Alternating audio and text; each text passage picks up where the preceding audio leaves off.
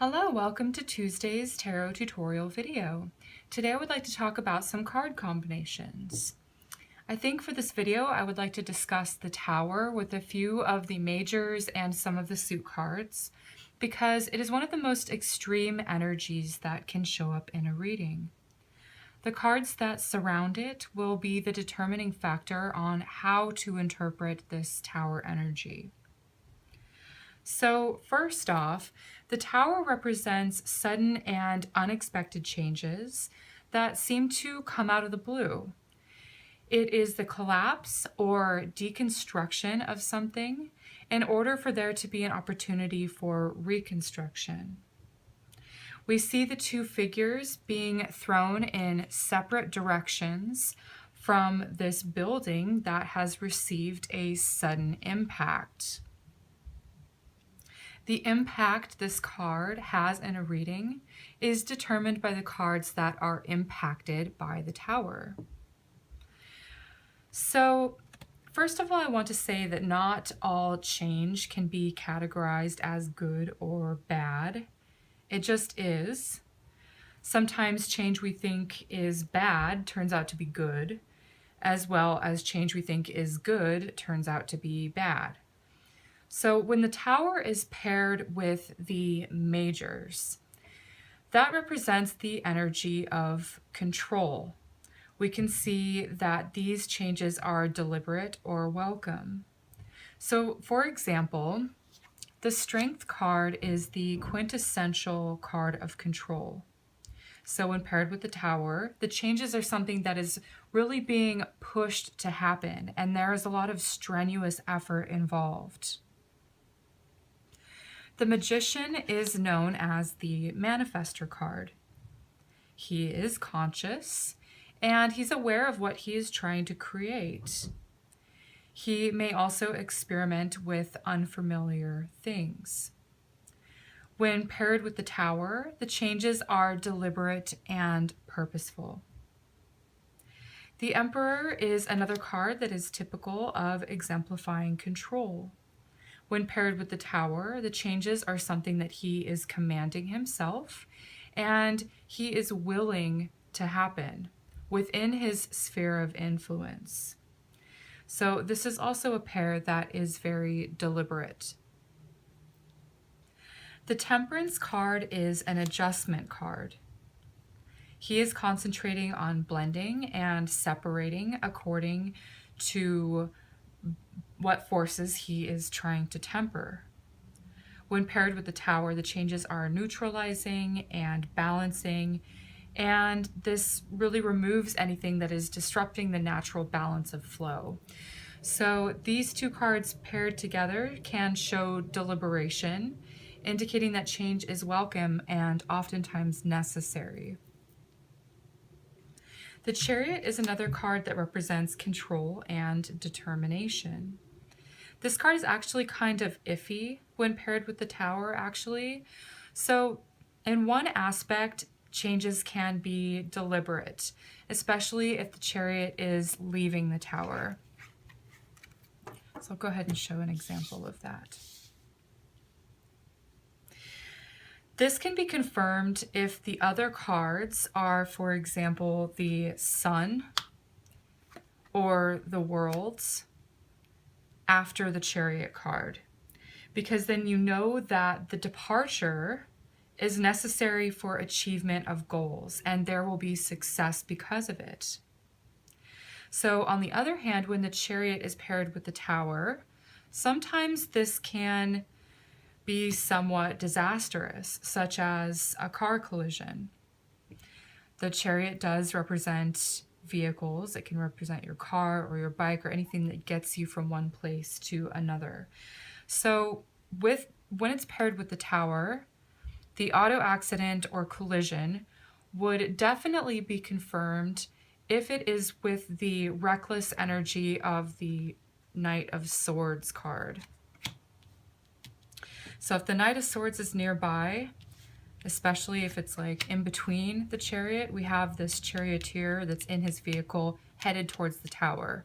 You don't want to see this card combination come up. It's not really that safe. So the Tower paired with the minor cards can show the details of what the Tower is impacting. Paired with the Pentacle cards, they represent practical matters. So, for example, with the 10, this can be a home renovation. With the 8, it can be a job change or even a job loss. With the 2, it can be a disruption in the flow of wealth. We do see the flow that's sort of going back and forth, and pentacles represent coins or money or just tangible things. So these are some of the examples of how this could sort of be changes to the practical worlds. Okay. So then next we have the Wands cards, and they tend to represent immediate actions. Wands is fire, and it's very exciting and, wants immediate gratification. So with the 5 and the Tower, this can, for example, be an argument where someone is sort of battling or sparring or having to sort of, come at the opposition or the other person with different points of view to sort of, force their perspective or their will. So the Tower card represents something that's a little bit more extreme. So this could be, a sudden argument that sort of breaks out. With the Ace, this can be a stroke of genius, really. You have this sort of new thing or new idea impacted by the Tower, which could be just a brilliant idea, something that is very bright. With the 2, it can be an invention. So again, we have sort of the stroke of genius, but implementing the Ace of Wands energy into the 2. So now instead of just having the idea, it's doing something with that idea and getting ready to serve the public and serve it and sort of distribute it out into the world where other people can benefit from it. So I've seen inventions as being a combination of these cards together as well. So the Tower then with the Swords cards can tend to represent danger. So with the Knight, as I briefly mentioned, it can represent accidents because this Knight isn't really, sort of throws caution to the wind, and his energy definitely needs to be pulled back. But this just spells out catastrophe with these two together. So with the 4 of Swords, it can represent illness or injury. We see a person that's laying down here and they're recovering from the Tower. With the 10, it can be physical peril or bodily harm. So all of these are somewhat related. This seems to be like the action. This is the consequence and the healing from that. Okay, so with the 2, it can indicate legal upsets.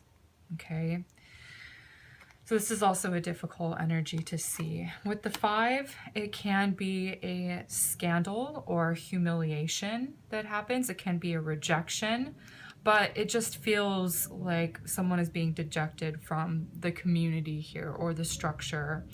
And this is a very ugly energy as well because it does involve other people. So it feels intentional.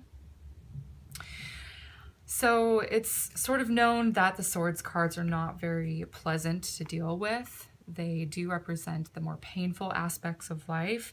And with the Tower card, it can be, a real tangible threat. So paired with the Cups cards, they can represent changes in relationships. Cups represent feelings and love that we give and receive with other people. So with the Tower card, it has this sort of disruptive energy with our relationships. So with the 2 of Cups, it can be an end to a romantic relationship, especially if the Tower comes after. This is sort of meeting with someone that you love and you care about, and then there's a split. Okay. So with the Three of Cups, sort of the same thing actually, if it's on this side. The Three of Cups can be the end of a friendship. So here we have the friends, and then we have the, sudden disruption or sudden breakup. With the Ace of Cups, this is actually one of the better card combinations, especially if it's following the Tower, because this actually can indicate that the Tower brings unexpected love. Remember, the Tower is things that are unexpected.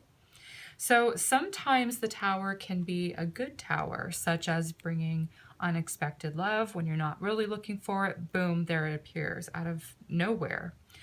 So this can be a welcome surprise, but most of the times the Tower is a difficult energy to deal with, and it has a period of time afterward that is required to adjust to the changes that it brings, or to redirect us onto a new life path. So sometimes life can just give us a shock every now and then. I hope you found this information useful and entertaining. Thank you for watching and liking my videos, and for subscribing to my channel.